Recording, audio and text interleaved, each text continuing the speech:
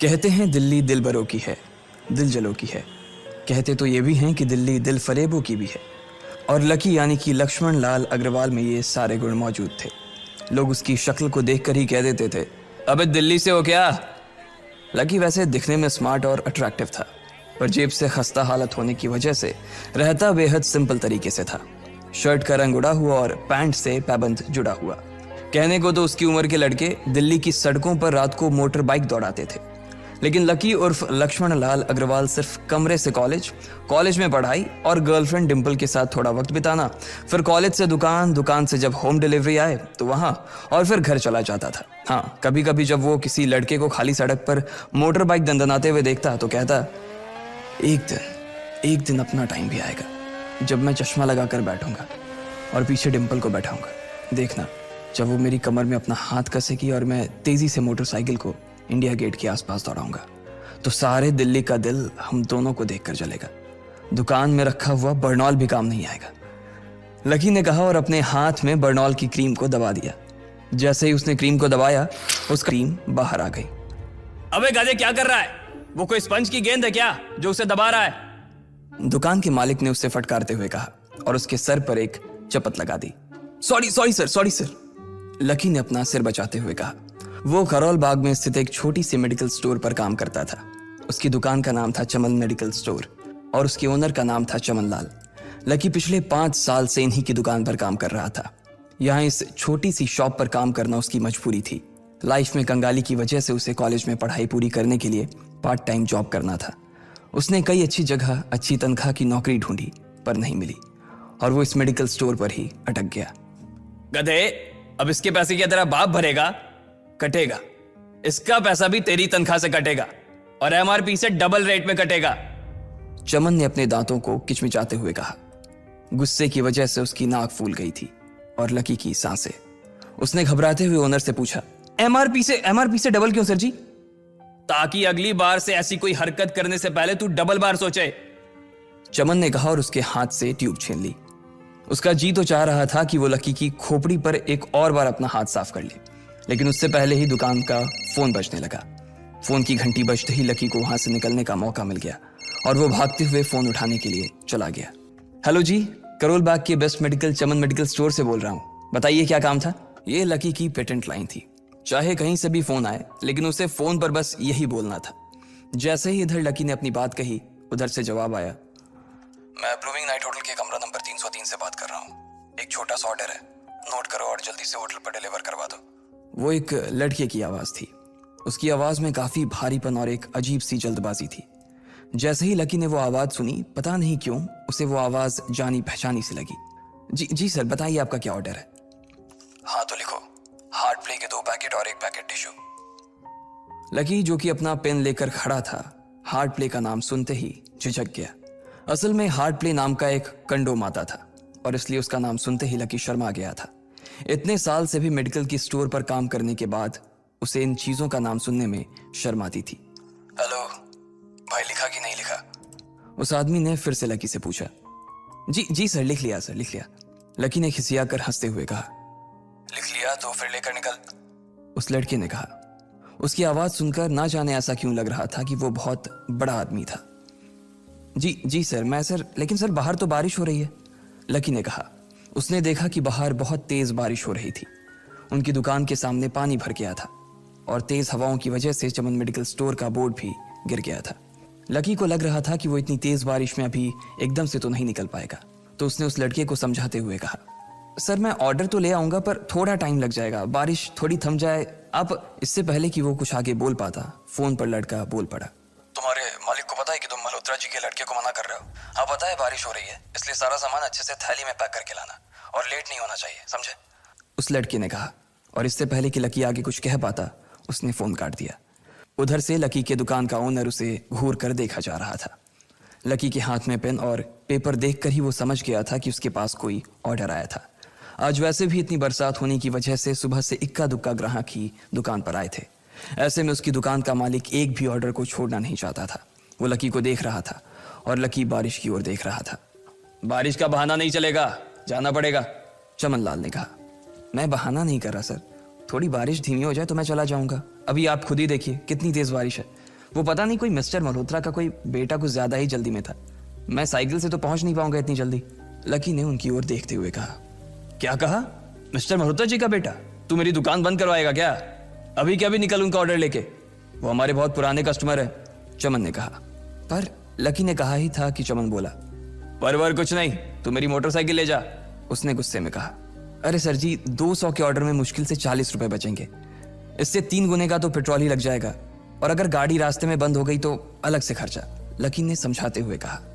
वो जानता था कि उसका मालिक इन सब बातों पर ध्यान नहीं देने वाला। चमन लाल बोला, कोई बात नहीं, तू जा, चाहे जो हो जाए, ग्राहक नाराज नहीं होना चाहिए, और वैसे भी वो मल्होत्रा जी का बेटा है। चमन लाल ने मोटरसाइकिल की चाबी लकी की ओर उछालते हुए कहा। लकी ने चाबी ली। उसे देखकर उसके अंदर मिक्स फीलिंग आ गई।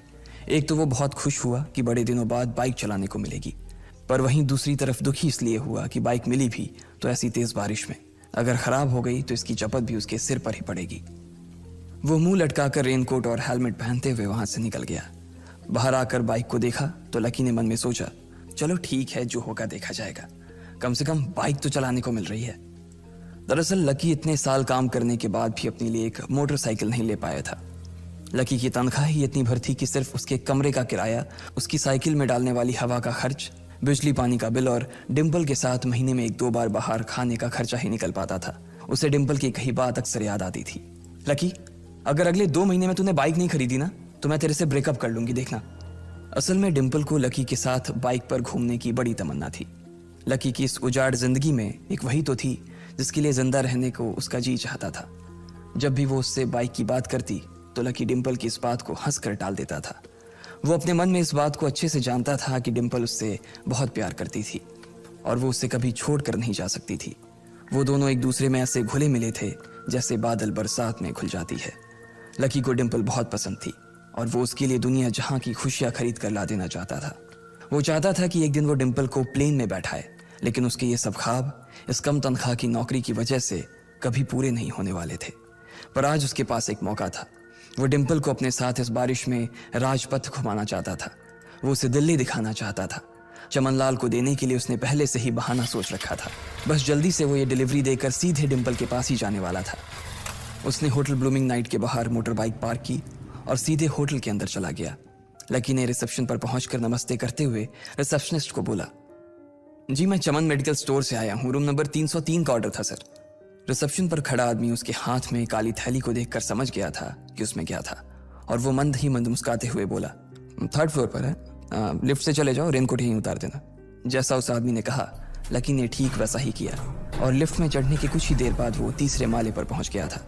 वो रूम नंबर 303 के बाहर पहुंचा और उसने डोरबेल बजाई। जैसे ही दरवाजा खुला लकी ने थैली आगे बढ़ाते हुए कहा, नमस्ते, मैं चमन मेडिकल स्टोर से लकी, ये आपका। इससे पहले कि लकी आगे कुछ कह पाता उसकी आंखें फटी की फटी रह गई थी। उसने अपने सामने जो देखा उसके बाद उसे ऐसा लगा कि बंद छत के नीचे भी उसके ऊपर आसमान से आकर एक जोरदार बिजली गिर गई थी। उसके सामने एक लड़की खड़ी थी। वो लड़की और कोई नहीं बल्कि उसकी गर्लफ्रेंड डिम्पल ही थी। उसने एक पर्पल कलर का नाइट गाउन पहन रखा था। उसके काले घने बाल गीले थे और उसने उन्हें अपने कंधे पर फैला रखा था। उसकी खुशबू से ही ये चीज साफ पता चल रही थी कि वो अभी अभी नहा कर आई थी। डिम्पल, तुम यहाँ क्या कर रही हो? लकी को अपनी आंखों पर विश्वास ही नहीं हो रहा था। उसने 2 बार अपनी पलकें झपका कर देखा, लेकिन दोनों बार ही उसे अपने सामने डिम्पल ही नजर आई। तुम यहाँ क्या मेरा पीछा करते हुए आए हो लकी? डिम्पल ने उल्टा उसी के ऊपर पलटवार करते हुए कहा।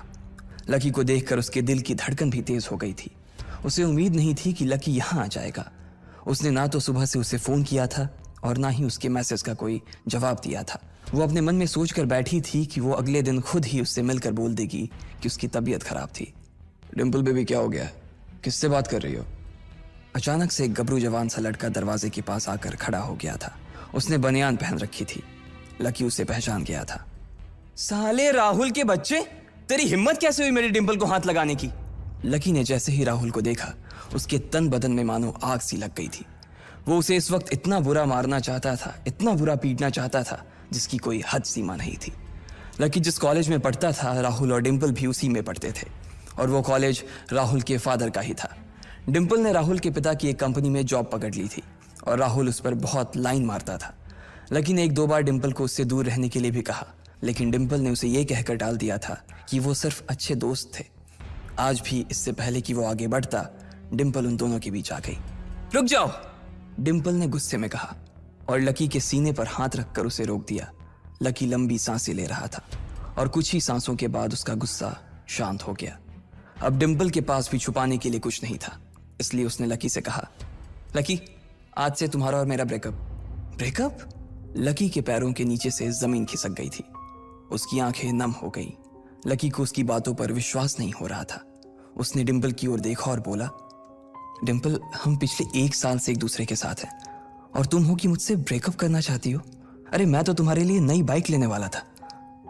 चल रहने दे, आज ही याद आई है तुझे बाइक की। अरे तेरे पास मुझे बाहर घुमाने के लिए, खिलाने पिलाने के लिए पैसे तो है नहीं, तू कहां से लेगा बाइक? और अगर ले भी लेगा तो उसमें पेट्रोल कहां से डलवाएगा? तेरी 8,000 रुपए महीने की नौकरी, उसमें होगा ये सब? लोग हंसते हैं मेरे ऊपर जब मैं सरोजनी में तेरे साथ घूमती हूँ। मैं ऐसी लाइफ नहीं जीना चाहती लकी। मैं तेरी तरह गरीब नहीं रहना चाहती। तूने मुझे फंसाया था, उल्लू बनाया था तूने मुझे, इसलिए मैंने राहुल से मैचअप कर लिया है। आज से यही मेरा बॉयफ्रेंड है, डिम्पल ने गुस्से में कहा। अच्छा, तो बेबी ये है तुम्हारा वो बेकार सा एक्स बॉयफ्रेंड? राहुल ने पूछा और डिम्पल के बगल में आकर खड़ा हो गया। फिर उसने लकी के हाथ से थैली उठाई और उसमें से हार्ड प्ले का पैकेट निकालकर उसे चिढ़ाने के लिए उसे हवा में लहराने लगा। बाप रे, इससे बदकिस्मत इंसान इस दुनिया में और कौन होगा? राहुल ने उसकी टांग खींचते हुए कहा। लकी के पास उसकी बात का कोई जवाब नहीं था। उसने गुस्से से डिम्पल की ओर देखा और अपनी हाथों की मुट्ठी भींच ली। फिर वो वहां से निकल गया।